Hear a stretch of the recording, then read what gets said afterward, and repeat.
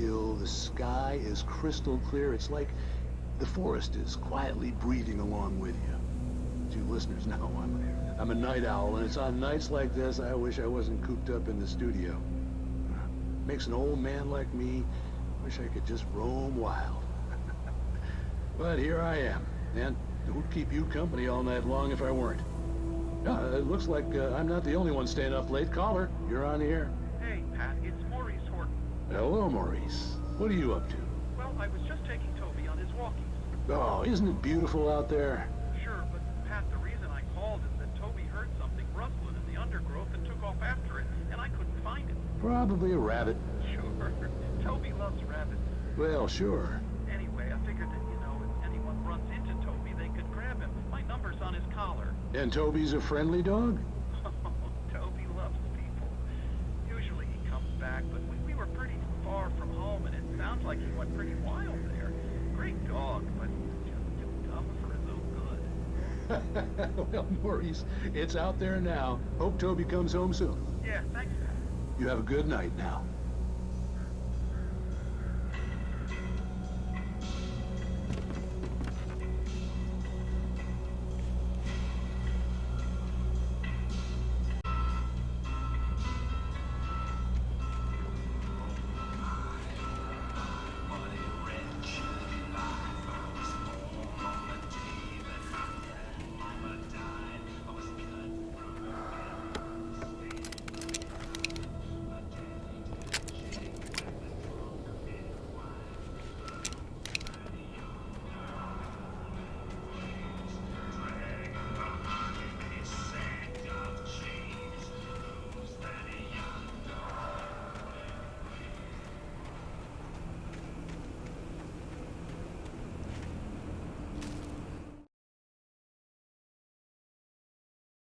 At first, I kept finding the pages as if by accident. The book I couldn't remember was either a terrible and true prophecy or an act of creation that had rewritten the world. I began to hunt the pages feverishly, for they held the answer to the mystery. With it, I could save myself. With it, I could save Alice.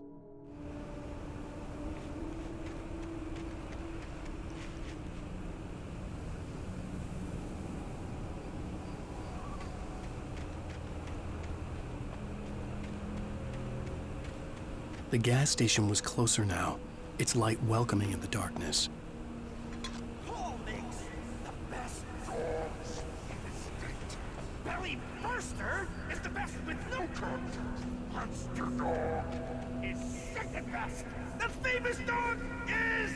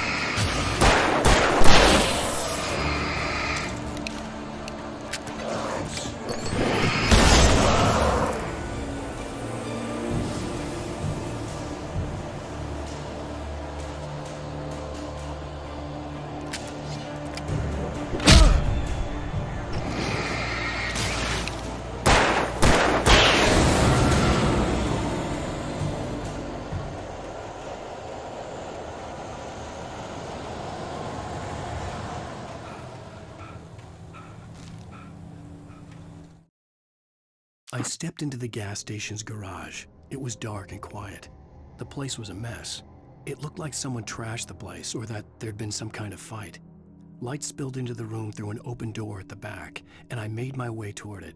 Without any warning, I was blinded by a bright light. An old portable TV on the shelf had come alive by itself. Impossibly, I could see myself on the screen, talking like a madman.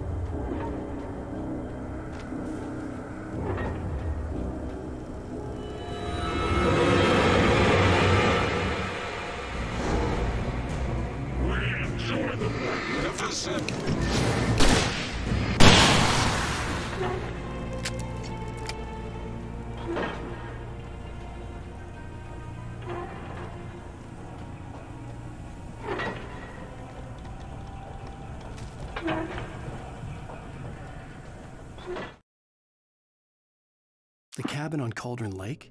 She asked. The sheriff looked at me suspiciously. The early morning light flooded through the office windows. I would probably never have gotten out of the woods alive without her help, but I couldn't tell her the truth of what I'd faced the previous night. She'd think I was lying or crazy. She'd lock me up, and she wouldn't help me find Alice.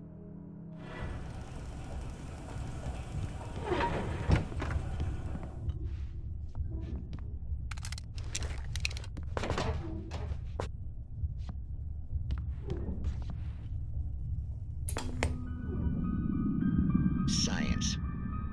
It bestows immortality on those who advance it to elevate all of mankind. Newton, Einstein, Sagan, princes among men. But the price for such a legacy is steep indeed. In Night Springs. Tonight's episode.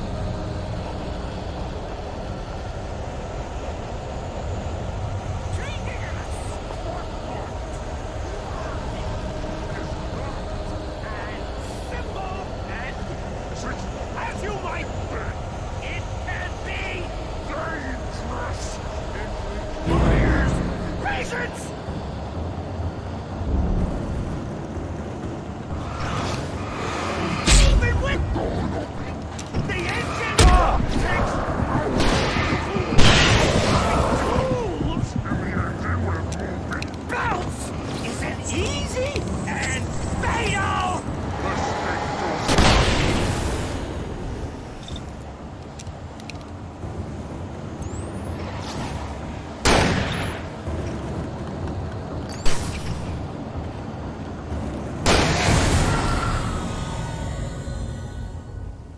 Stucky's body vanished, leaving behind only a lifetime of nightmares to come, assuming I'd reached the lights at the gas station alive.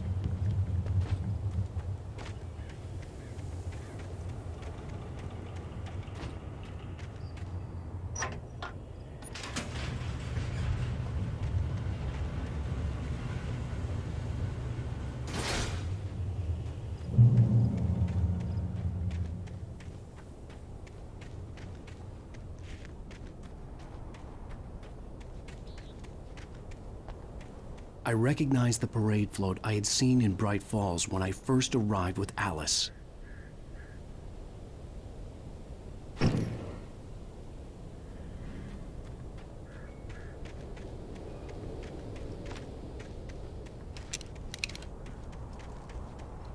After the insanity I had just experienced in the darkness, the lights of the gas station felt comforting. At least for a moment, the sane world reasserted itself.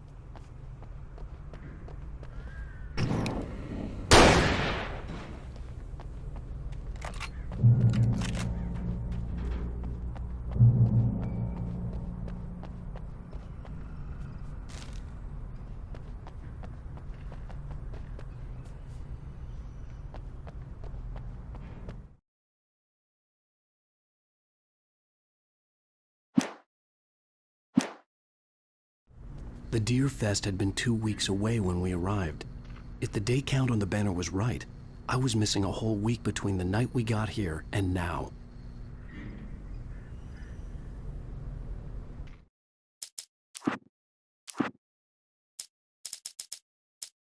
Stucky spat on the garage floor and tried to shake the cobwebs from his head. Ever since the couple never showed to pick up the keys, things had been fuzzy. Something, a feeling caught his attention. Stucky looked up and stared as his brain tried in vain to process the horror before him. He stumbled back, knocking over a can of oil. A black pool spread across the floor while he struggled for a brief moment, then let go as the unrelenting darkness engulfed him.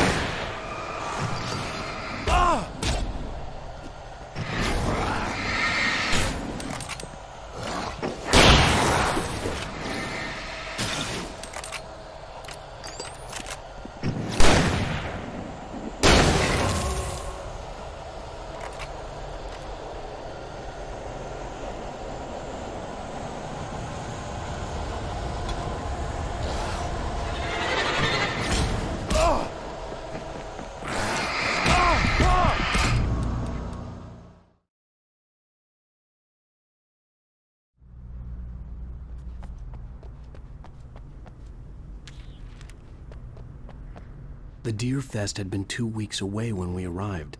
If the day count on the banner was right, I was missing a whole week between the night we got here and now.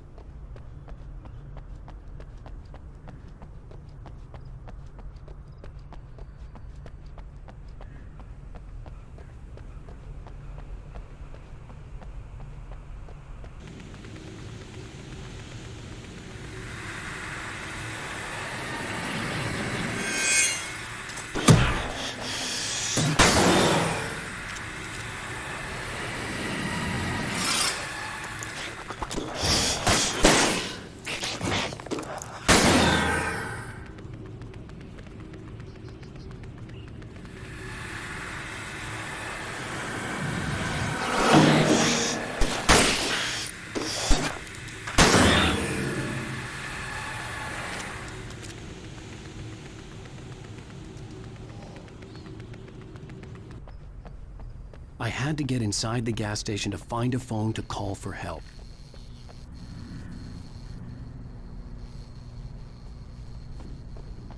The garage was a mess. It looked like someone had trashed the place, or that there'd been some kind of fight.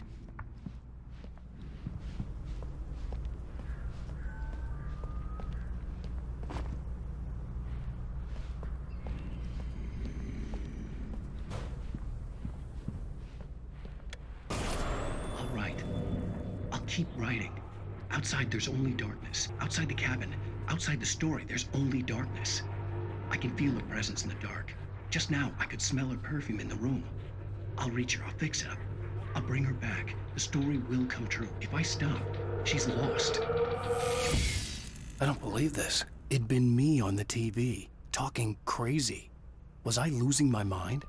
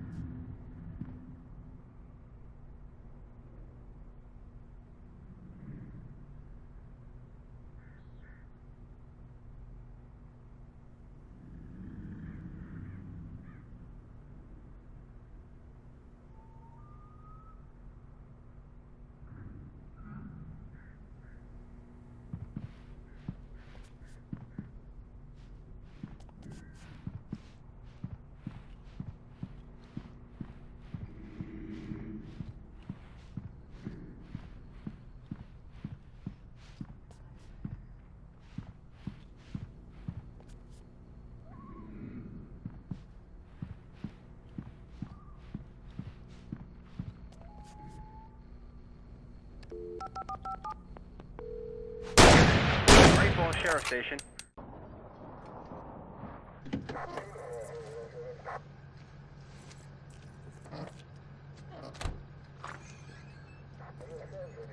Oh, thank God, Sheriff. Sheriff Sarah Breaker. You are... I'm Alan Wake, but listen, I was in a car crash. My wife, Alice, she's missing. Calm down, Mr. Wake. We were staying in a cabin on the island, on Cauldron Lake. There's no island on Cauldron Lake, not since the big eruption in the 70s. Please, I can take you there, okay? You look like you've taken a pretty bad knock to the head. Are you okay? Listen. We'll figure this out. Please get in the car. We'll swing by the lake and then we'll go to the station. okay? Mr. Wake, have you seen Stucky, the guy who owns this place? I realized I couldn't tell her what had happened in the forest. She wouldn't have believed me. And then she wouldn't have helped me with Alice.